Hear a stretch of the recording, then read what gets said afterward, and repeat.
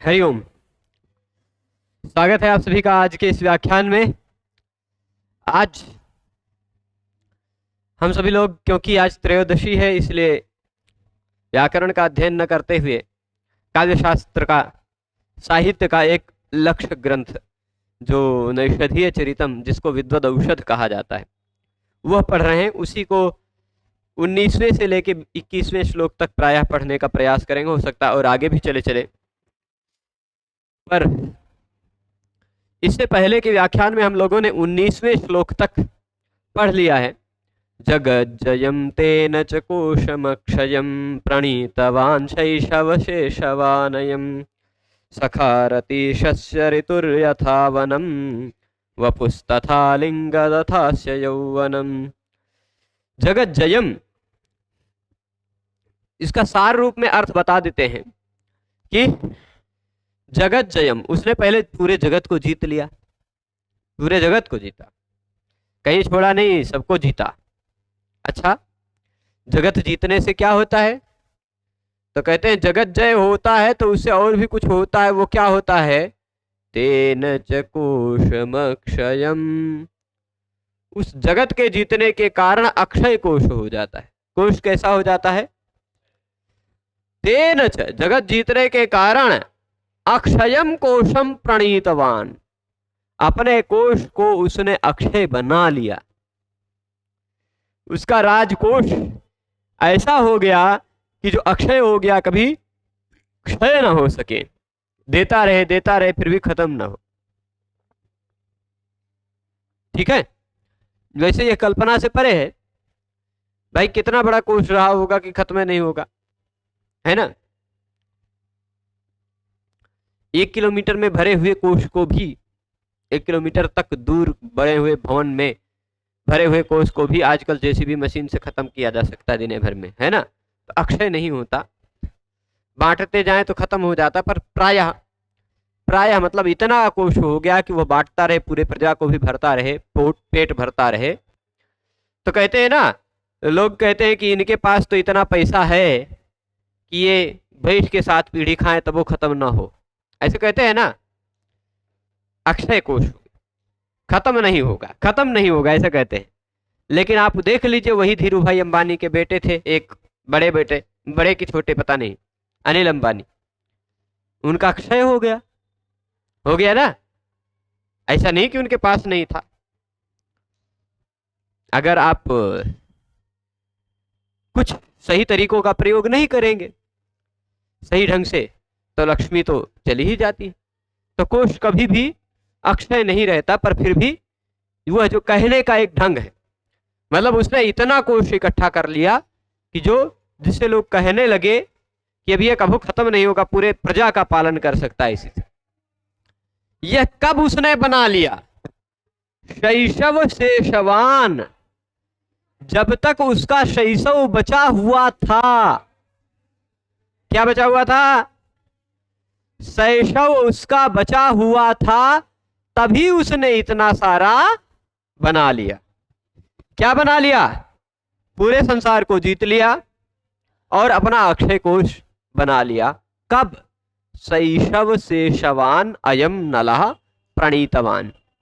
ठीक, अभी उसका शैशव बचा ही था, तभी उसने इतना सारा धन बना लिया। अच्छा, फिर उसके बाद क्या हुआ? उसके बाद उपमा दी गई है। उसके बाद क्या उपमा दी गई है? जैसे जैसे रति के पति रतीश, रतीश कौन है? रति के पति कामदेव। रति के पति रतीश कामदेव के सखा। कामदेव के सखा कौन है? रतीशस्य सखा। रतीश यानी कामदेव के सखा, कामदेव के मित्र हैं वसंत ऋतु, वसंत ऋतु। तो रतीश के कामदेव के सखा ऋतु वसंत जैसे वन को आलिंगित करते हैं, वन को सुशोभित कर देते हैं। ठीक, कौन? वसंत ऋतु। अब ये बात ध्यान रखिएगा, वनों के कारण वसंत ऋतु की शोभा नहीं है, ये बात भी ध्यान रखिए। वसंत ऋतु के कारण वन की शोभा बढ़ती है ना। उसमें कारण वन नहीं होते कि वसंत ऋतु सुंदर है, वसंत ऋतु के कारण वन सुंदर हो जाया करते हैं, है ना। तो यह बार उपकार्य और उपकारक भाव भी समझिएगा। उपकार्य और उपकारक भाव यानी उपकार कौन कर रहा है, उपकार किसके ऊपर हो रहा है। तो ये दोनों बात ध्यान दीजिएगा, यहां मैं बता रहा हूं। ऐसा कह सकते हैं, कामदेव के सखा वसंत, कामदेव का क्या है, जिस तरह, यथा मतलब यहां देखिए, यथा जिस तरह वसंत ऋतु ने, ऋतु मतलब वसंत ऋतु ने, वसंत ऋतु कैसे पता चला, क्योंकि रतीशत से सखा कहा है, कामदेव के सखा, कामदेव के सखा ऋतु जिस तरह वसंत ऋतु वनम आलिंगत, जिस तरह वन का आलिंगन करते हैं, वन को सुशोभित करते हैं, उसी तरह तथा, तथा, तथा का मतलब उसी तरह अस्य वपुः, इसके शरीर ने, इसके शरीर ने मतलब किसके शरीर ने, राजा नल के शरीर ने, यौवनम आलिंगत, यौवन को सुशोभित किया। कुछ लोगों का शरीर यौवन आने पर सुशोभित हो जाता है, ध्यान दीजिएगा। कुछ लोगों का शरीर यौवन आने पर सुशोभित हो जाता, ज्यादा सुंदर लगने लग जाता है। पर कुछ लोगों का शरीर ही ऐसा होता है कि यौवन उसमें आने पर यौवन ही सुंदर लगने लग जाता है, उसका शरीर तो ऑलरेडी यौवन से भी ज्यादा सुंदर है, कहने का मतलब ये, ठीक। तो जिस तरह से वसंत ऋतु ने वन को आलिंगित किया, वन को सुशोभित किया, उसी तरह इसके शरीर ने यौवन को सुशोभित किया, ठीक। यौवन मतलब जवानी, ठीक, यौवन का मतलब जवानी, युवावस्था को सुशोभित किया। कब, ये कोश इत्यादि बना लेने के बाद। अच्छा एक चीज और, इसमें एक बात और है, रतीशस्य सखा जो है ना, रतीशस्य सखा का मतलब कौन, कामदेव का मित्र। कामदेव का मित्र कौन है, वसंत ऋतु भी है और अस्य वपुः भी है। राजा नल का शरीर भी कामदेव का सखा है। ये सखा का सदृशता में अर्थ लेते हैं, कामदेव के समान उसका शरीर है, सुशोभित शरीर है, ठीक। तो देखिए, रतीशत से सखा केवल यह ऋतु नहीं है, तो रतीश का एक सखा वसंत ऋतु जिस तरह वन को सुशोभित करता है, वैसे रतीश का दूसरा सखा इसका वपु यौवन को आलिंगित करता है, यौवन को सुशोभित करता है। यह तात्पर्य इस श्लोक का लिया गया, ठीक है। मतलब यह सीधे सामान्य अर्थ शब्दों से कवि की भंगिमा में कहा गया अर्थ ऐसा है, पर कवि के तरीके से ना कहा जाए, साधारण लौकिक कहानी की दृष्टि से कहा जाए, तो उसने अपनी जवानी आने से पहले ही पूरे संसार को जीत लिया और अपना अक्षय कोष बना लिया। उसके बाद जवानी आई, उसके बाद इसके शरीर ने युवावस्था को सुशोभित किया, ठीक है। इतना सुंदर था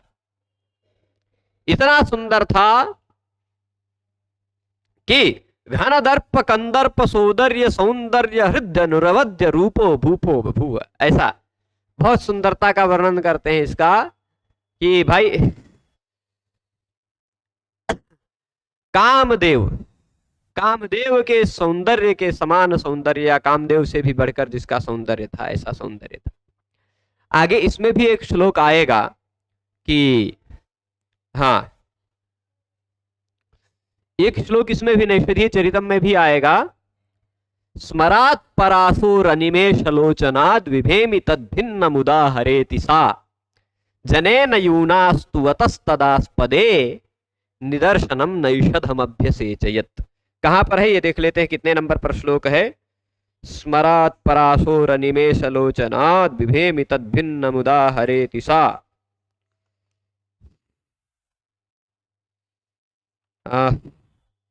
36 नंबर पर है वो। आएगा, वो भी पढ़ेंगे कि उसमें कहा कामदेव कैसे हैं, क्योंकि परासु हैं। कामदेव कैसे हैं? परासु का मतलब उनके प्राण नहीं है। परागता असव प्राणा यस्मात् सह। कामदेव के प्राण है कहा? शरीर ही खत्म हो गया था, प्राणमुक्त। और उनके आंख, कान, पलक, पलक झपकना इत्यादि तो है नहीं, ऐसे ऐसे। तब भाई वो भूत जैसे लगते होंगे अगर कामदेव। शरीर तो भस्म हो गया था, लेकिन उनको अनंग इसलिए कहा गया क्योंकि उनके अंग नहीं था, फिर भी वो थे, अंग के बिना थे, है ना। तो कामदेव की सुंदरता जग जाहिर है। दमयंती कहती है कि मैं कामदेव से डरती हूं क्योंकि वो तो भूत की तरह है, शरीर नहीं उनका, आंख कान भी नहीं है। उससे भिन्न कोई सुंदर उदाहरण दो, जो सुंदर हो, जिससे मैं विवाह कर सकूं। तो लोग उसको राजा नल का ही उदाहरण दिया करते थे। यह प्रसंग इसमें आएगा, ठीक। तो सखा रतीश से, इसलिए रतीश के ये सखा हैं। और जिस तरह रतीश के सखा ऋतु ने वन को आलिंगित किया, वैसे ही इसके रतीश के सखा इसके वपु ने, इसके शरीर ने यौवन को आलिंगित किया, ठीक है। तब जवान हुआ। अब यहां रतीशस्य और ऋतु में ऋत्य का इस सूत्र से प्रकृति भाव हुआ है विकल्प से, ठीक है। आगे चलते हैं, नहीं तो ऋतीशस्य ऋतु बन जाता। इसके बाद अगला कौन सा श्लोक है? यहां वसंत से उपमा देकर कवि की यह वस्तु ध्वनि है, ध्यान दीजिएगा, वस्तु ध्वनि व्यंग्य निकल कर आता है। शैशव शेष रहते उस नल ने जगत का विजय कर लिया और उससे कोष को अक्षय कर दिया। उसके बाद यौवन ने उसके शरीर का इस तरह आलिंगन किया जैसे कामदेव का मित्र वसंत का आलिंगन करता है। कामदेव का मित्र वसंत वन का आलिंगन करता है, वैसे यौवन का इसके शरीर ने आलिंगन किया, ऐसा कहना चाहिए था। पर ये व्याख्याकार उस ध्वनि को नहीं समझ पाए, व्याख्याकार उस व्यंग्य को नहीं समझ पाए हैं। ये यथा रतीशस्य सखा ऋतु वनम आलिंगत तथा रतीशस्य सखा अस्य वपु यौवनम आलिंगत। मतलब यहां इनकी व्याख्या से, हिंदी व्याख्या से पता चल रहा है उसके शरीर का यौवन ने आलिंगन किया, है ना। पर वास्तविकता क्या है? इसके शरीर ने यौवन का आलिंगन किया। वास्तविक अस्य वपु यौवनम आलिंगत, ऐसा अर्थ लेना है, ठीक है। तो व्याख्या में थोड़ा सा हो जाता है कभी कभी। यहां देखिए, ये ध्वनि में व्यंग्य में वही कहे बात कहेंगे शायद। यहां वसंत से उपमा देकर कवि यह वस्तु ध्वनि दी गई है कि वसंत के आगमन से जैसे वन का सौंदर्य जगमगा जाता है, वैसे ही यौवन के आने से नल का शरीर का सौंदर्य प्रस्फुटित हो गया, ऐसा वस्तु ध्वनित करते हैं, ठीक। ये उल्टा ही किए हैं फिलहाल। और फिर शत्रुओं का सफाया हो गया है, कोष भी अक्षय हो गया है, अब दमयंती लाभ शेष है, यहाँ उपमा अलंकार है। ये वस्तु एक ध्वनित होती व्यंग्य, चलिए ठीक है। हाँ, अंत्यानुप्रास वो तो है ही। आप देखिए वो वाला, जैसे जगत जयम कोश तेन चकोशमक्षयम। अच्छा, श्लोकवा देख लीजिए, जगत जयम तेन चकोशमक्षयम। यहां भी अयम अक्षयम में देखिए, जगत जयम तेन यहां अयम अयम है ना, और यहां भी अयम प्रणीतवान। पहले चरण में भी अंत में अयम, दूसरे चरण में भी अंत में अयम, है ना। और तीसरे चरण में अंत में वनम, चौथे चरण में अंत में वनम, ठीक। इसको अंत्यानुप्रास कहते हैं, ठीक। नहीं, अंत्यानुप्रास है, हो सकता है यौवनम और वनम में हाँ अनुयमक हो सकता है, यमक और हाँ, तीसरे और चौथे में वनम और वनम का यमक है, ठीक। अयम और अयम का तो क्योंकि दोनों निरर्थक हैं, तो इसलिए शेषवान अयम में अयम जो है वह निरर्थक है ना। दोनों जगह अयम अयम निरर्थक है, इसलिए वहां अनुप्रास है। पर यौवनम और वनम में एक जगह वनम सार्थक है, एक जगह यौवनम में जो वनम है वह निरर्थक है। एक सार्थक एक निरर्थक होने के कारण, दोनों का पृथक अर्थ होने के कारण यमक हो जाता है, ठीक। इसके बाद अब यमक देखिए, अब सुंदरता, इनके शब्दों की सुंदरता भी बहुत गजब होती है, देखिएगा। अधारि पद्मेषु तदङ्घृणा घृणा क्वत छायलवोऽपि पल्लवे तदास्य दास्येऽपि गतोऽधिकारितां न शारदः पार्विक सर्वरीश्वरः। यहां देखिएगा सभी चरणों में अधारि पद्मेषु तदंग घृणा घृणा शब्द के विषय वर्णों की आवृत्ति करते हैं। क्वत छय छाय लवोपि पल्लवे, है ना, कैसे आवृत्ति कर रहे हैं, शब्दों की सुंदरता इनकी बहुत है। तदास्य दास्येपि, तदास्य दास्येपि गतोऽधिकारिताम न शारदा पार्विक शर्वरीश्वर। पार्विक शर्वरीश्वर वर्णों की आवृत्ति खूब भर भर के करते हैं, है ना। चलिए अब इसको थोड़ा सा यहां कर्मवाच्य का प्रयोग है। अधारी, अधारी, अकारी, अदाई इत्यादि बनता है। भाववाच्य कर्मवाच्य में लुंग लकार में यह रूप बनता है। ठीक, जैसे सभी धातुओं का 10 लकारों में रूप बनता है ना, वैसे ही भाव और कर्मवाच्य में, तो कर्तृवाच्य में आप भवति, भवता, भवंती इत्यादि जानते हैं, वैसे ही कर्मवाच्य में भी अनुभूयते, अनुभूयते, अनुभूयन्ते इत्यादि बनता है ना। उसी कर्मवाच्य में ध्री धातु का लुंग लकार में अधारी रूप बनता है। ठीक, तो तदंग घृणा, अच्छा ये कर्मवाच्य में है। कर्मवाच्य में कर्ता हमेशा तृतीया एक वचन, तृतीया में होता है, एक वचन में नहीं, तृतीया में होता है। एक वचन, एक है तो एक वचन, दो है तो द्विवचन, बहु है तो बहुवचन। हाँ है? क्या है? तदंग घृणा, ये गा लिखा है ना, हलंत लगा है, हलंत, द हलंत नहीं लगा है। अभी उसको तोड़ के बताएंगे, चिंता मत कीजिए, तोड़ के बताएंगे। तत् अंघृणा, तत् अंघृणा, तदंघृणा, ता को द हो गया, चलेगा। तो पद्मेषु, अच्छा ध्यान दीजिएगा, बहुत मजेदार है, इसमें श्लेष भी है, यमक भी है, अनुप्रास भी है ना। ये तो शब्दों के अलंकार हैं, और व्यंग्य में जो अर्थ निकल कर आएगा वो अलग, उसमें अर्थालंकार जो होगा वो तो देखा ही जाएगा, पहले समझते हैं। अच्छा, ये मैं बता रहा था कि कर्तृवाच्य में तो कर्ता हमेशा प्रथमा विभक्ति में होता है, पर कर्मवाच्य में तेन गम्यते, तेन गृहम गम्यते, मया पुस्तकम पठ्यते इत्यादि में कर्ता में तृतीया होती है, कर्तृकरणयोस् तृतीया सूत्र से। ठीक है, तो कर्ता और करण में तृतीया होती है यदि वह अनुक्त हो तो कर्ता में तृतीया होगी यहां पर तदंघृणा, तदंघृणा अंघ्रि शब्द है। जैसे हरि शब्द का हरिणा, वैसे अंघ्रि शब्द का अंघृणा। आंगोना स्त्रियाम एक सूत्र भी जब आप सब पढ़ेंगे, अजंत पुल्लिंग लघु सिद्धांत कौमुदी में पढ़ेंगे हरि शब्द की सिद्धि में, तो वहां पर टा प्रत्यय के स्थान पर ना हो जाता है, वो घी संज्ञक शब्द के बाद, वो पढ़ेंगे तो पता चलेगा। अंघृणा, तो अंघृणा मतलब पैर कहते हैं। अंघ्रि किसको कहते हैं? पैर को। ठीक, अच्छा ये अंघ्रि शब्द एक बार और आया है इससे पहले, इसी नैषधीय चरितम में। कहां पर? पदैश्च चतुर्भिः सुकृते स्थिरीकृते, वहां भी देखिए कितने बार कृते था।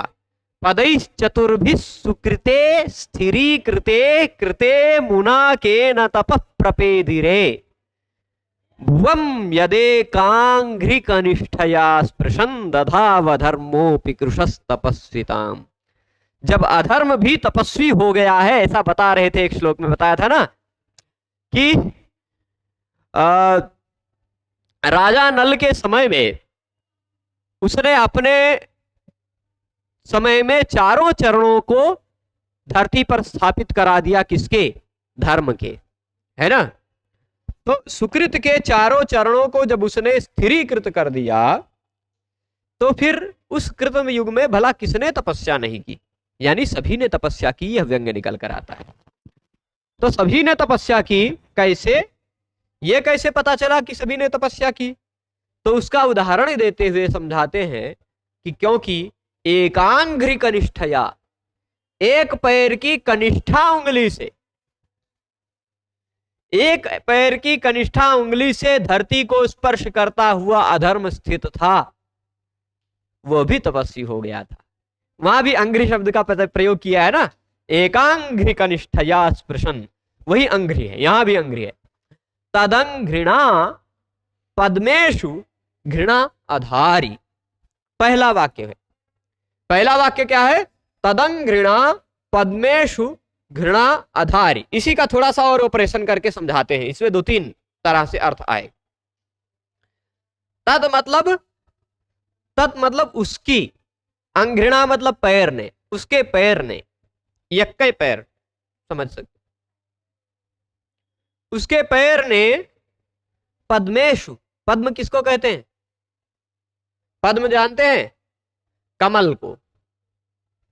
तो कमलों में घृणा आधारी, कमल के प्रति घृणा की, घृणा का भाव है। अच्छा, आप घृणा का एक ऐसा भी अर्थ, दो तीन तरह का अर्थ ले लेते हैं। घृणा का मतलब होता है कि जलन, ईर्ष्या।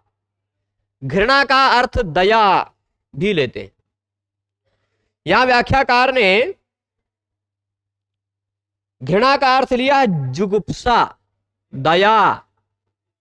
ठीक, घृणा, घृणा शब्द से ही घृणा देसी में बना होगा, देसी भाषा में घृणा, घृणा आई गए, है ना, वही घृणा शब्द से बना है। तो उसके पैरों ने, तदंघृणा, उसके पैरों ने पद्मेषु, कमलों के प्रति या कमलों में घृणा किया। अरे मतलब उसके पैर स्वयं में इतने सुंदर थे कि कमल की सुंदरता भी उसके आगे घिनौनी लगती थी, है ना। पद्मेषु तदंघृणा घृणा आधारी, अथवा कमलों पर उसके पैरों ने दया की। घृणा का एक अर्थ जुगुप्सा, जुगुप्सा मतलब होता है, जैसे क्या कहते हैं, कुछ कुछ लोगों को देख के ऐसे कर लेते हैं ना, उसको कहते हैं घृणा। अथवा दया भी। दया क्यों की? व्याख्याकार ने दया क्यों कहा? अरे ये सब बेचारे, इन सब की सुंदरता हमेशा नहीं रहती, सूर्य डूबता है, सिकुड़ जाते हैं बेचारे, फिर खिल जाते हैं, फिर, और कहीं कोई उखाड़ दिया तो कोई कचड़ के चला जाता है, बेचारे खत्म हो जाते हैं, है ना। तो इसलिए जाने दो बेचारों को, छोड़ दो, है ना। ऐसे सोच करके तदंग घृणा, उसके पैरों ने पद्मेषु घृणा आकार, ठीक है। अथवा ऐसा कह सकते हैं, पद्म शब्द का दूसरा ऑपरेशन करते हैं, कर दे पद्म शब्द का, ठीक है। आधारी तो समझ लीजिए कि धृ धातु का चिड़ प्रत्यय लगने पर, चिड़ भाव कर्मणों से चिड़ प्रत्यय लगने पर आधारी शब्द बनता है ना। तो ये हो गया, मतलब उसके पैरों के द्वारा, उसके पैरों के द्वारा कमलों के प्रति घृणा धारित की गई, ये भाव अर्थ है। तृतीया के होने के कारण ऐसा अर्थ लिया जाएगा, ठीक है। पर अभी और दूसरा अर्थ, ये पद्म शब्द का तात्पर्य है पदः, पदः मां, पद मां, पद्म में पद और मां दो छिपा हुआ होगा, ठीक। अच्छा ये देखिए, पदः मां ये शाम ते पद्मा, पदः मां ये शाम ते पद्मा, ऐसा विग्रह लिया जाए। पदः मतलब पैर की, ठीक। पदः मां, मां मतलब क्या होता है? अम्मा मत लीजिएगा, मां का मतलब लक्ष्मी पद्मालया पद्मा कमला श्रीर हरि प्रिया इंदिरा, लोकमाता, मां, क्षीरोदतनया, रमा।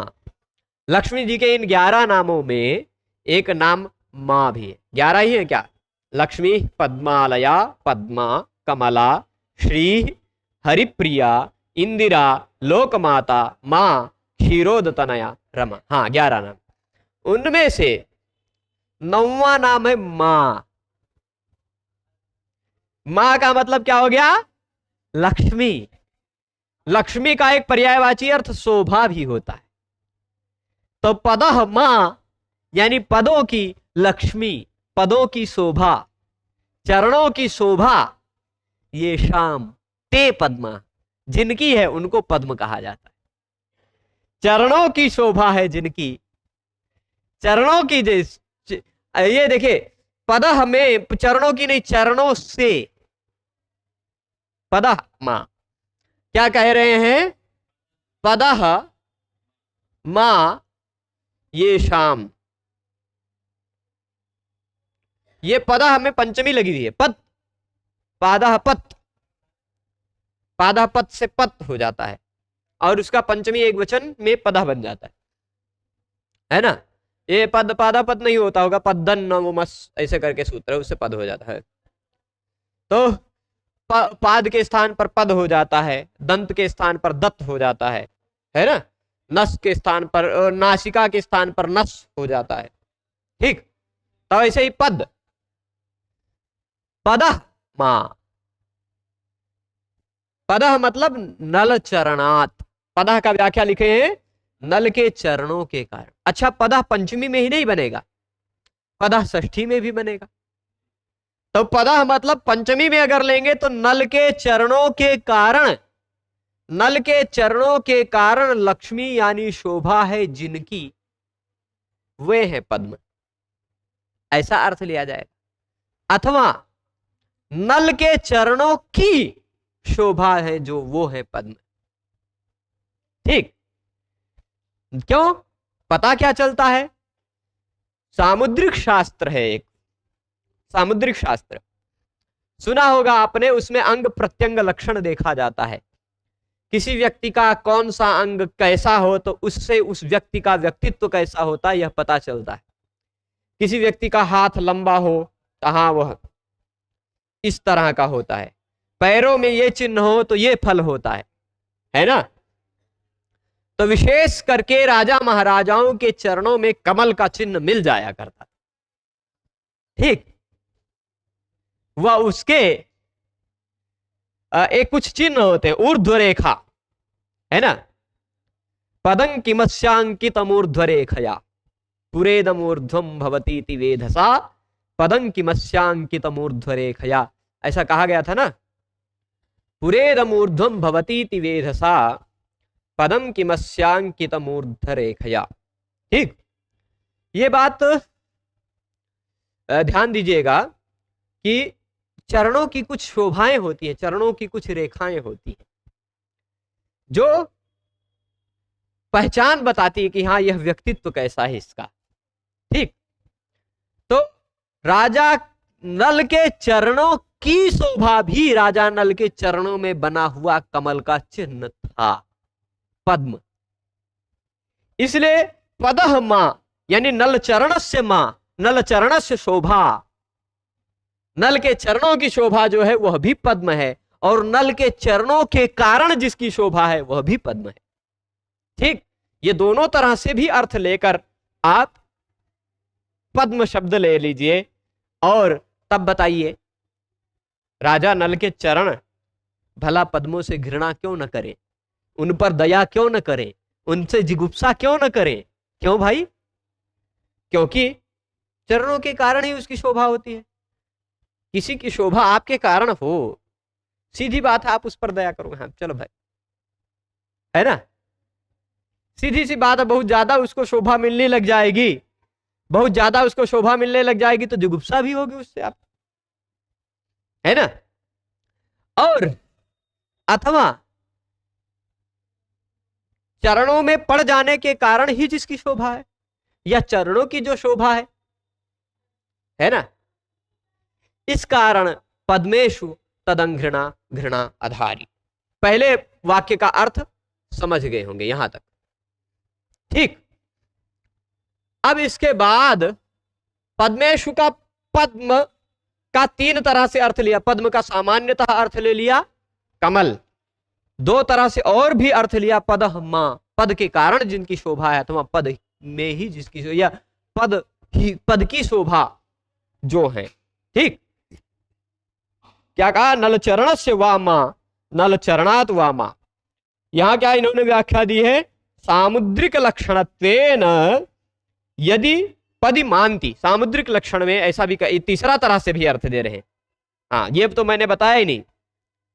पदि मानती इति पद्मा, पैर में जो प्राप्त होते हैं वो भी पद्म है, सामुद्रिक लक्षण के आधार पर, है ना। पैर में जो प्राप्त होते हैं वो पद्म है, और पैरों की शोभा जो है वो भी पद्म है। होता होगा कि राजगद्दी पर बैठता होगा, तीन तरह से बताया। पहली तरह से राजा नल के पैरों के कारण जिनकी शोभा है वो, और राजा नल के पैरों की जो शोभा है वह पद्म, ठीक। होता होगा राजगद्दी बैठता होगा, बहुत सारे लोग आके कमल चढ़ा के पैरों में जाते होंगे, है ना। और तीसरा तरह सामुद्रिक शास्त्र के अनुसार पैरों में प्राप्त होते हैं जो, वो है पद्म, ठीक। पैरों में प्राप्त होते कमल के चिन्ह, ठीक। तो अब देखो, क्यों पद्मेशु तदंघृणा घृणा अकारी अधारी है? पैरों पद्म क्यों कहा जा रहा है, ये नहीं समझ रहे हैं। क्या नहीं समझ रहे हैं? देखिए, पदि मानती इति पद्मा, पैरों में प्राप्त होते हैं वो पद्म है, पैरों में प्राप्त होते हैं चिन्ह के रूप में वो पद्म है, अथवा पैरों के कारण जिनकी शोभा है वो पद्म है। पदः नल चरणात, पदः का मतलब पैरों से, पैरों के कारण जिनकी शोभा है वो है पद्म, है ना। पैरों के कारण ही, नल के पैरों के कारण ही उनकी शोभा बढ़ी, अथवा नल के पैरों की जो शोभा है, इस तरह से भी तो कहा जा सकता है पद्म, अलग अलग ढंग से विग्रह करके कहा जा सकता है। तो तीन तरह से वैसा कहा पद्म, और पद्म का व्युत्पत्ति से भी सीधे अर्थ कमल निकल के आता है, ठीक है। तो तदंघृणा घृणा अधारी, उनके पैरों ने घृणा की। अच्छा, क्यों घृणा की? तो कह रहे हैं व्याख्याकार, मच्छोभा लाभेन यानी सलक्ष्मी काणी मामाश्रित्यैव यानी वर्तन्ते तैः सह स्पर्धा मया कथं कार्या। पैर बेचारे दया करते हैं, उन पर जुगुप्सा करते हैं, घृणा करते हैं। क्यों? अरे हमारे कारण पैर कर रहे हैं, राजा नल नहीं कर रहा है, पैर कर रहे हैं। पैर भला क्या सोच रहे हैं? देखिए, कभी किसी से भी कुछ भी करवा सकता है, पैर कुछ सोचते नहीं है, पैर कुछ करते नहीं है, लेकिन कभी पैर से भी करवा रहा है। और पैर क्यों कर रहा है? क्योंकि पैर ने सोचा कि ये कमलों की बेचारों की शोभा मेरे कारण ही है, उनसे भला हम क्या प्रतियोगिता करें सुंदरता की, है ना। दया दिखा रहे, पैरों की इन बेचारों कमलों की शोभा मेरे कारण ही है, तो उनसे भला प्रतियोगिता हम क्यों करें। भला कभी सूर्य दर्पण से प्रतियोगिता करता है? दर्पण पर प्रतिबिंबित तो हो जाए तो सूर्य के कारण उसकी शोभा होती है ना, तो उससे भला स्पर्धा कहां करेगा कोई। तो इसलिए वो सोचते हैं चरण कि मेरी शोभा को प्राप्त करके, चरण ऐसा सोचते हैं, मेरी शोभा को प्राप्त करके ये सुशोभित हो रहे हैं कमल, है ना। अथवा मुझ में ही जो रहते हैं, मामाश्रित्यैव यानि वर्तन्ते, जो पद में ही प्राप्त होते हैं वो पद्म है, ऐसा अर्थ लिया जाए तो पद में ही प्राप्त होते हैं मतलब पैरों में ही रहते हैं, पैरों में ही आश्रित होकर रहते हैं। भला उनसे क्या स्पर्धा की जाए, है ना, उनसे क्या प्रतियोगिता की जाए। तो तैः सह मया स्पर्धा कथं कार्य, क्यों करें भाई प्रतियोगिता उनसे। फिर उसके बाद ऐसा कहते हैं, क्रमेण सतो निशोभत्वात् जुगुप्सा, क्योंकि स्वयं की उनकी कोई शोभा ही नहीं है कमलों की, मेरे चरणों के कारण उनकी शोभा है, इसलिए जुगुप्सा है। और दूसरी चीज क्या है? आश्रितत्वाच्च करुणा, क्योंकि मुझ में ही आश्रित है, ऐसा सोचकर पैर उसके प्रति करुणा का भी भाव रखते हैं, ठीक। और फिर उसके बाद क्या कहते हैं, पद्मात तच्चरण शोभा अधिका इत्यर्थ, खाली ये मुख्य अर्थ कि पद्मों से उसके चरण की शोभा अधिक थी, यह तात्पर्य है। ठीक। अगला जो वाक्य है, तच्छयद छाय लवोपि पल्लवे क्व, तच्छयद छाय लवोपि पल्लवे क्व, कहां पल्लव में उसके हाथों के शाखा। तच्छय, चलिए पहले व्युत्पत्ति के आधार पर अर्थ लेते हैं। तस्य शयः, तस्य शयः तच्छयः, जोड़ा क्या है यहां पर, तत् और शय, तत् शय, तद और शय जुड़ा है, द को ता हो जाता पहले, और फिर उसके बाद जैसे तत् शिवः का तत्शिवः बन गया था, वैसे तत् शयः का तच्छय। ठीक है। तो शय का मतलब क्या होता है, शय का मतलब होता है हाथ। ठीक। हाँ, शय का मतलब क्या होता है, हाथ। यहां पहले क्या होगा, ये छोटी लगा लीजिएगा तो चुनाचू लगा लीजिएगा, तत्शय का तच्छय बन जाएगा, बन जाएगा ना है? हाँ, छोटी विकल्प से करता है तो छ ना करके तत्शय भी बनाना चाहे आप बना सकते हैं, तत्शय, जैसे तत् शिवा भी बनाया था, है ना। तो अच्छा ध्यान दीजिएगा, तो तत्क्षय मतलब उसके शय, उसके हाथ की, उसके हाथ की, तस्य शयः तच्छय, तस्य शयः तच्छय। अच्छा, उसके हाथ की छाया, तच्छय से छाया, तच्छयत छाया। अच्छा, तत्शय का बन गया तच्छय, क्या बन गया, तस्य शय का बन गया तच्छय, और फिर उसके बाद छाया उसमें जोड़ी गई, तच्छय छाया। ये रहा ह्रस्व वर्ण, ह्रस्व वर्ण के बाद छ आता हो, ह्रस्व वर्ण के बाद छ आता हो, तो आपने एक सूत्र पढ़ा होगा, छेच, पढ़ा है ना।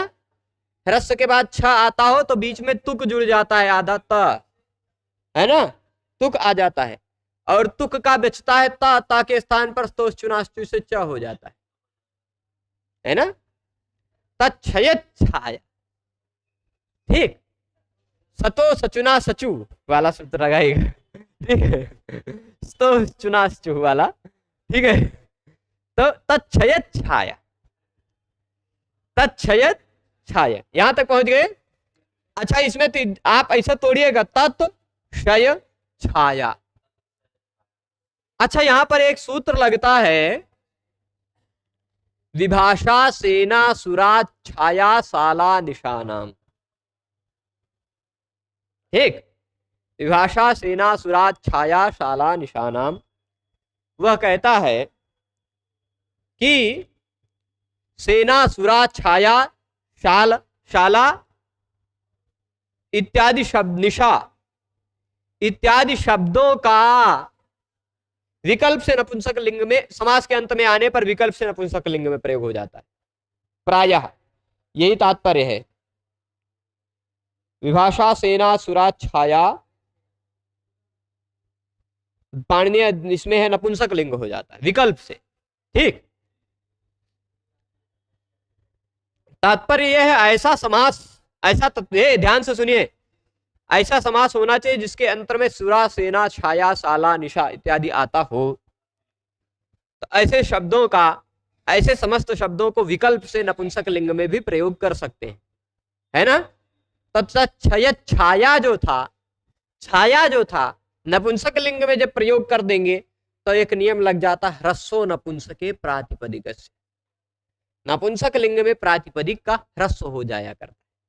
नपुंसक लिंग में कोई भी शब्द का अंतिम वर्ण दीर्घ नहीं मिलेगा, अगर होगा भी तो उसको ह्रस्व कर दिया जाएगा। ठीक। तो तत्क्षयत छाया जुड़ने पर बन गया तत्क्षयत छाय, है ना। विभाषा सेना सुरा छाया शाला निशानाम के कारण यहां पर विकल्प से नपुंसक लिंग हो गया, इसलिए छाया बन गया।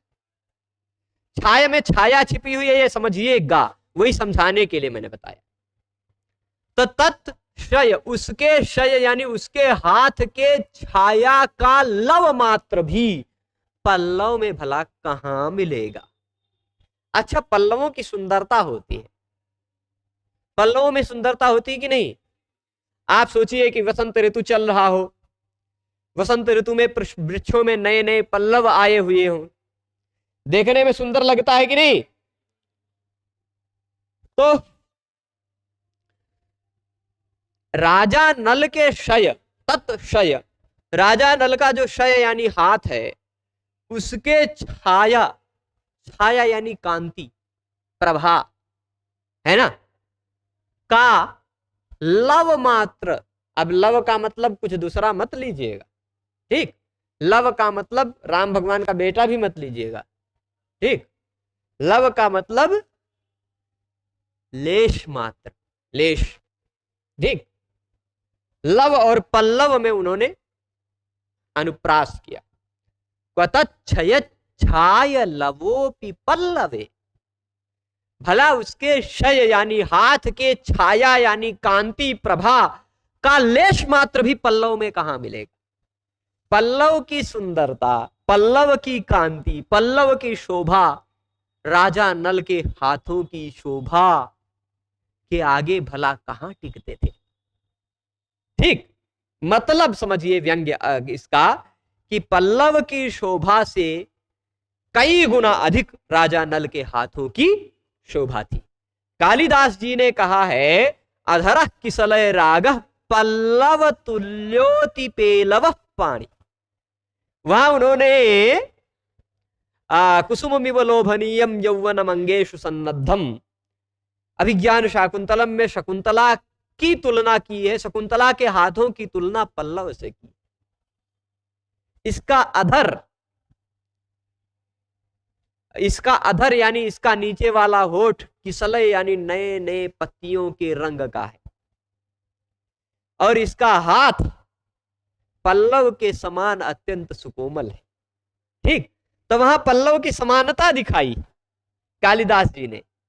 इन्होंने क्या कहा, क्वतच्छय छाय लवोपि पल्लवे, भला पल्लव में उसके हाथ की, हाथ को ही लिया है, ज्यादातर हाथों को ही कंपेयर किया जाता है, उसके हाथ की छाया का लेश मात्र भी भला कहां पल्लव में मिलेगा। क्व पल्लवे, ठीक। क्व मतलब कहां। तो अच्छा, अभी और भी अर्थ है। तो पल्लव में कहा है, ये तो हो गया कुतः। अब पल्लव का भी दूसरा तरह से अर्थ लेंगे। दूसरा तरह से अर्थ क्या लेंगे,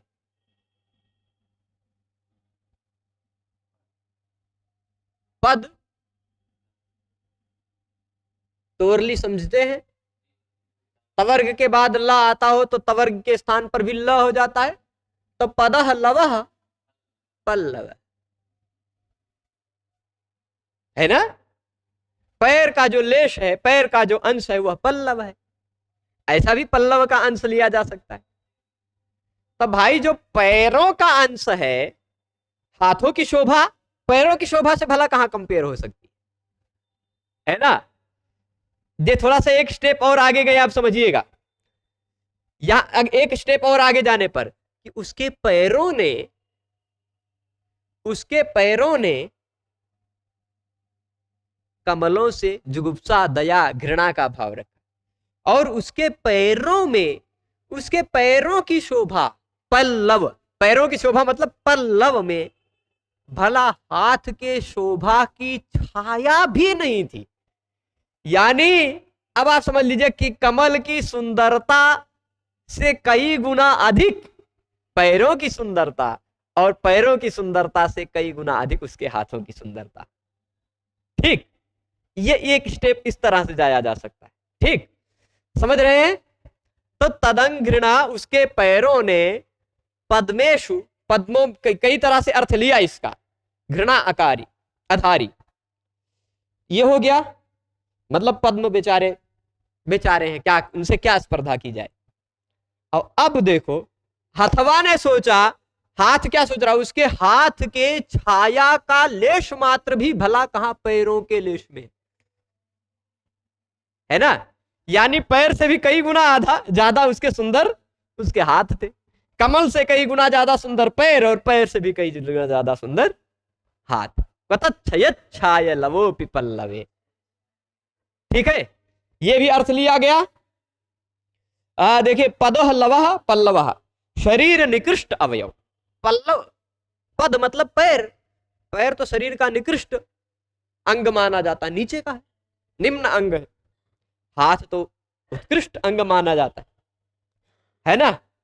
तो शरीर के निकृष्ट अवयव जो चरण है, उस चरण की शोभा, चरण का लेश भला शरीर के उत्कृष्ट अवयव हाथ की शोभा की आगे भला कहां टिकेंगे, है ना। तो हीने न सह साम्या योगात, हाथ का और पैर की समानता भला कहां कौन कोई करता है। तो यानी अब पैरों से ऊपर हो गए हैं, मतलब कमल से ऊपर हो गए पैर, पैर से भी ऊपर हो गए हाई फाई हाथ। ठीक है, एतेन पल्लवात तत्कर शोभा अधिका इत्यर्थ। इससे पता क्या चला, पल्लव से उसके हाथों की शोभा अधिक थी। अब अगले और सुंदरता में जाते हैं, और सुंदरता। अभी तो कमल से, ज्यादातर कवि लोग क्या करते हैं, अरे कमल नयन, कमल की तरह आंखें हैं, कमल की तरह गाल लाल लाल कपोल है, चंद्र की तरह, है ना, ऐसे ही तो बताते हैं। ये थोड़ा उन कवियों से आगे बढ़ के सोचते हैं श्रीहर्ष। अब देखिए, सब कहते हैं तुम्हारा मुख तो चांद की तरह है, लेकिन ये कहते हैं तुम्हारे मुख का तद, तद मतलब उसके, आस्य, आस्य का मतलब क्या होता है, मुख, उसके आस्य, मुख के दास्य, दासता के लायक भी नहीं था चंद्र। उसके मुख की दास्य के लायक भी चंद्र नहीं है। तदास्य दास्ये तत् आस्य तस्य आस्यम तदास्यम, तस्य आस्यम तस्य मुखम तदास्यम तन्मुखम। ठीक, तो तदास्यस्य दास्यम, तदास्य दास्यम, उसके आस्य की, उसके मुख की, दास्य उसके मुख की दासता, उसके मुख की सेवकता में भी अपि अधिकारिताम न गतः, अधिकारिता को नहीं प्राप्त पाया, कर पाया। कौन कौन कौन भाई, शारदः, शारदः मतलब शरदकालीन, शरदकालीन, शर्वरी कहते हैं रात्रि को, और शर्वरीश्वर, रात्रि के ईश्वर चंद्र, रात्रि ईश्वर चंद्र को कहा जाता ना। तो शर्वरीश्वर, कैसे शर्वरीश्वर, शारदा शर्वरीश्वर, माना जाता है कि शरद काल में चंद्र सबसे ज्यादा शोभाशाली होता है, चांद की शोभा शरद में सबसे ज्यादा होती है। और उसमें भी ये कभी कुछ छोड़ते नहीं है, कह रहे शारदा सर्वरीश्वरा, सीधे नहीं कहा, एक और बात कही, पार्विक सर्वरीश्वरा। शरद काल में पर्व आने पर, शरद पूर्णिमा, शरद पूर्णिमा का जो सर्वरीश्वर है, मतलब पूरे साल भर का सबसे सुंदर चंद्र शरद पूर्णिमा को दिखाई पड़ता है। ठीक है, पूरे साल भर का सबसे सुंदर चंद्र, कहा जाता है कि धरती के सबसे सन्निकृष्ट आ जाता है, सबसे सन्निकट आ जाता है, सबसे बड़ी आकृति में दिखाई पड़ता है, और उसकी शोभा, उसमें चमक उस दिन इतना होता है कि कलंक बहुत कम दिखाई पड़ता है, उसका कलंक बहुत कम दिखाई पड़ता, सबसे तेजस्वी, कहा जाता है उस दिन 64 कला उसकी दिखाई पड़ती। ठीक, 64 या 60 की कितनी है पता नहीं, 60 कला है। हाँ, तो सभी कलाएं उसकी दिखाई पड़ जाती, जितनी होती होंगी उतनी, ध्यान नहीं भी कितनी। राजा नल को तो चतुष्षष्टि कला बताया है इस व्याख्याकार ने। तो अब समझ लीजिए, यहां फिर से मैं दूसरी लाइन में चल रहा हूं। शरदकालीन, शरदि भव शारदा, भव अर्थ में तद्धित प्रत्यय अण लगा है, शरद शब्द से शारदा बन गया। ठीक, शरदकालीन पर्व के दिन वाला यानी शरद पूर्णिमा के दिन वाला शर्वरीश्वर यानी चंद्र, शरद पूर्णिमा के दिन वाला चंद्र शारदा पार्विक शर्वरीश्वर तदास्य दास्येपि अधिकारिताम न गत। सोचिए, उसके मुख की दास्ता का भी अधिकार नहीं पाया। भाई अगर कोई खूब सुंदर है ना तो वह अपने नौकर चाकर भी सुंदर सुंदर रखता है। तो चंद्र की सुंदरता इतनी भी ज्यादा नहीं थी कि वह उसका नौकर भी बन पाए।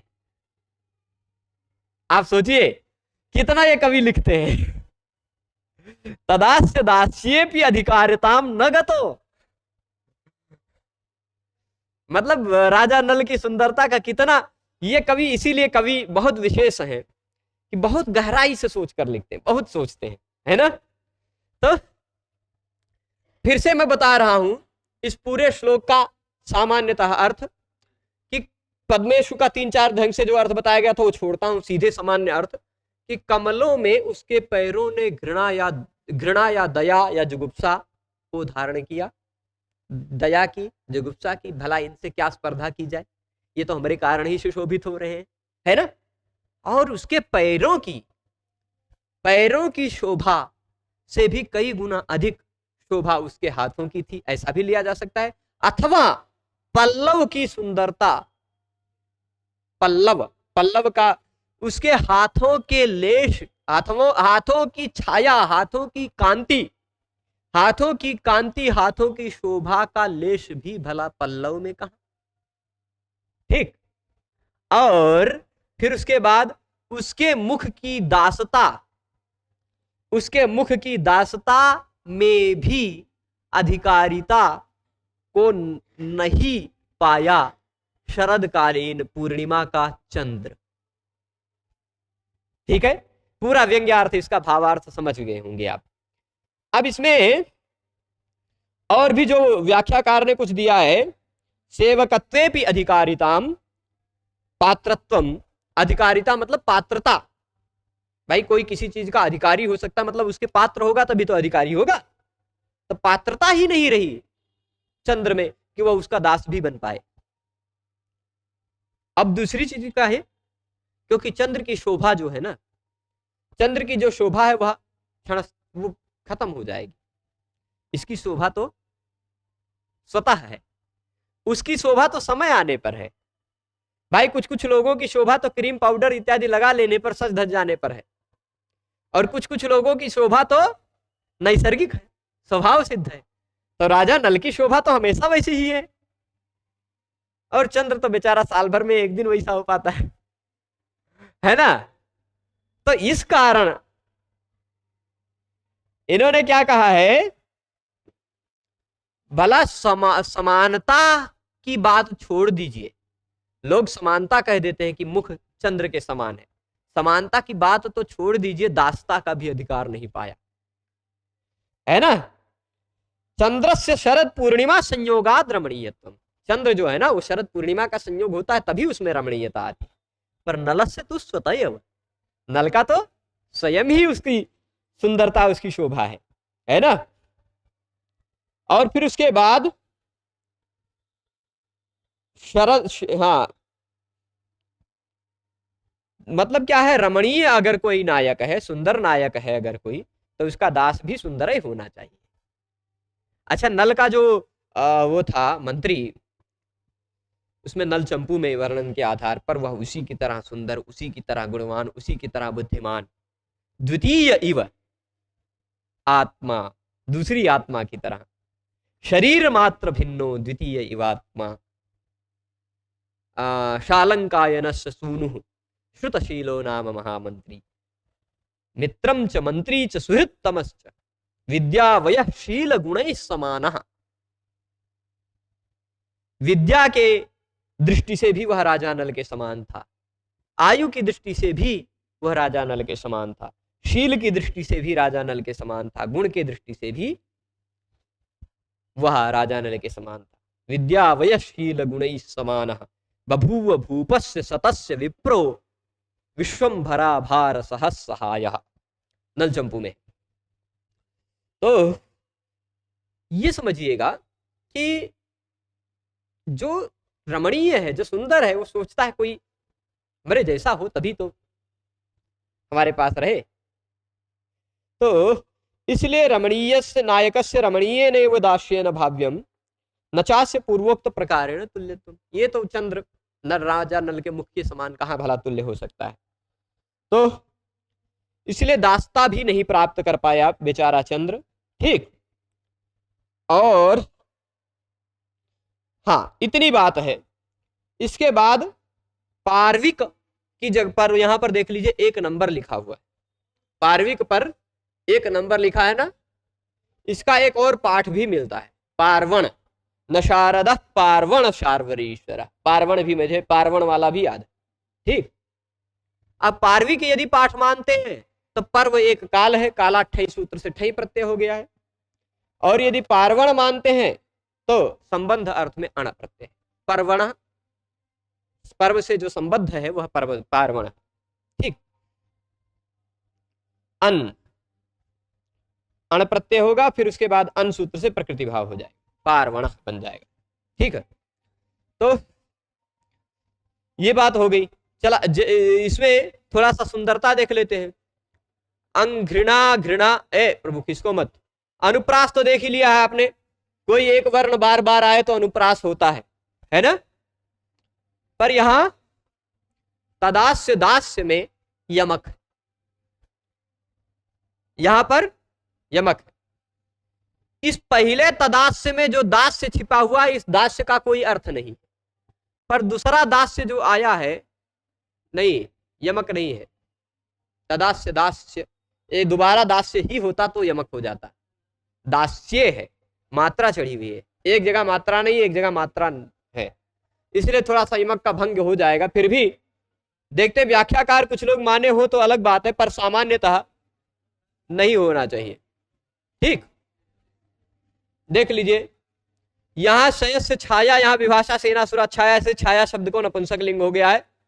शारदा ये तो हो गया पार्विक पार्वण, दास्यम दासस्य भावाधिकारिता। ठीक है, उस नल के पैरों ने कमलों से घृणा रखी, एक भाव। नए किसलय में, नए पल्लवों में भला उस नल के हाथ की कांति का लेश मात्र भी कहां मिले, है ना। और शरद की पौर्णमासी का चांद उस नल के मुख की दास्ता का भी अधिकारी नहीं था। ठीक, फिर उसके बाद यहां देख लीजिए, पहली बात क्या कह रहे, अलंकार इत्यादि को देख लीजिए। यहां नल के पैर, हाथ और मुख के सामने क्रमशः ये, हाँ ये मैंने देखा नहीं, व्यतिरेक अलंकार है 100%। जहां दो चीजों में कंपेयर किया जाए, एक को बढ़ाकर एक को घटाकर बताया जाए, वहां व्यतिरेक होता है। ये मैंने देखा नहीं, हुआ होगा इसमें बताया होगा। व्यतिरेक दिया नहीं इन्होंने, पर व्यतिरेक है 100% है। ठीक, हाँ 6 का अनुप्रास भी। नल के पैर, हाथ और मुख के सामने क्रमशः पल्लव एवं शरद चंद्र का तिरस्कार किया गया है, अतः यह प्रतीप है। चलेगा, प्रतीप, क्या बात। प्रतीप मतलब उपमा का उल्टा। ये प्रतीप मानते हैं कुछ लोग, पर मैं भी प्रतीप नहीं मान रहा हूं। मेरा भी मानना प्रतीप नहीं है। प्रतीप उपमा का एकदम विरुद्ध अलंकार होता है। प्रतीपम उपमानस्योपमेयत्व प्रकल्पनम तल्लोचन समम पद्मम तद वक्त्र सदृशो विधु। कुवलयानंद में अप्पय दीक्षित ने कहा है कि उपमान को उपमेय और उपमेय को उपमान बना देना प्रतीप कहलाता है। जैसे उदाहरण क्या देते हैं, तुम्हारी आंखों के समान कमल है और तुम्हारे मुख के समान चंद्र है। उल्टा कर देना, मतलब चांद के समान तुम्हारा मुख नहीं है, चंद्र तुम्हारे मुख के समान है। तुम्हारी आंखें कमल के समान, ऐसा नहीं, कमल तुम्हारी आंखों के समान है। यह प्रतीप होता है। कुछ लोगों ने यहां पर प्रतीप माना है, किंतु मल्लीनाथ के अनुसार यहां पर अंघ्रि आदि में घृणा आदि का संबंध, असंबंध होने पर भी संबंध प्रतिपादित किया गया, इसलिए यह असंबंधे संबंध विवक्षया अतिशयोक्ति है। चलिए, असंबंधे संबंध अतिशयोक्ति, ये अतिशयोक्ति तो है ही है, वो तो सीधी बात है। मल्लीनाथ के अनुसार अतिशयोक्ति वो सबके अनुसार है, माना जाने। और व्यतिरेक है, व्यतिरेक है 100%। और क्षय क्षय में और दास्य दास्य में 6 का अनुप्रास है, 2 बार आया 6 का अनुप्रास, यमक नहीं है। ठीक है, अब इसके बाद वाला जो श्लोक है, खाली इसे एक बार वाचन कर लेते हैं, इसका विस्तार से पढ़ेंगे 2-3 दिन बाद प्रतिपदा को, है ना। समय अभी फिर ज्यादा हो जाएगा क्योंकि इसमें भी बहुत सारी बातें हैं। किमस्य लोम नाम कपटेन कोटिभिर विधिर न लेखाभिरजी गणद गुणान नरोम कूपौघमिषाद जगत कृता कृताश्च किम दूषण शून्य बिंदवा। इसमें सामान्यतः बताया गया है, इसमें अपनुति है, अपनुति है। सही बात है। ये थोड़ा सा बहुत अच्छे अर्थ वाला है। सामान्य अर्थ में बता देता हूं। कहा जाता है कि 3.5 करोड़ तिस्रः कोट्योर्ध कोटिच यानी रोमाणी मानुषे। कहते हैं आपके शरीर में कितने रोम है, कितने बाल है, कोई गिना पाया है? कोई गिना है? तो हम कह देंगे कि हाँ भाई गिना गया है। हमारे पूर्वजों ने, हो सकता है किसी ने गिना हो कि न गिना हो, पर लिखा है, उल्लेख मिलता है, तिस्रः कोट्योर्ध कोटिच कोटिश्च यानी रोमाणी मानुष। 3 कोटि और आधा कोटि मतलब 3.5 करोड़। 3.5 करोड़ रोम होते हैं पूरे शरीर में, बाल। ठीक, तो कह क्या रहे हैं कि इसके लोम, इसके रोम के बहाने, कपट मतलब बहाने, इसके रोम के बहाने मानो ब्रह्मा जी ने उसके शरीर में अलग अलग रेखाएं लिखी। गिना है, क्या गिना है? गुणों को। अच्छा, आपके पास कोई बहुत चीज होगी ना, तो गिनेगा कैसे? कुछ सहारा ले लेके ना, किसी के सहारे गिनेंगे। तो ब्रह्मा जी ने इसके गुणों को गिनने के लिए इसके शरीर में इतने सारे रोम बना डाले। चलो ये गुण गिन लिया, इसका गुण का निशान लगा दिया। बहुत ज्यादा होता तो निशान लगा लेते हैं कि यहां तक गिन लिया, यहां तक गिन लिया, यहां तक गिन लिया, है ना। तो इसके गुणों को गिनने के लिए मानो इसके शरीर में इतने सारे रोम थे। ठीक। अच्छा, इसकी व्याख्या में ज्योतिष इत्यादि की भी बातें आएंगी, ज्योतिषियों की भी बातें आएंगी, थोड़ा और बहुत ज्यादा विस्तार हो जाएगा, इसको अगले व्याख्यान में ही देखते हैं। ठीक है, यही रखते हैं। सभी लोग जुड़े रहे, उसके लिए सभी को बहुत बहुत धन्यवाद। 2-3 दिन बाद इसको और आगे पढ़ेंगे। तब तक के लिए नमो नमः।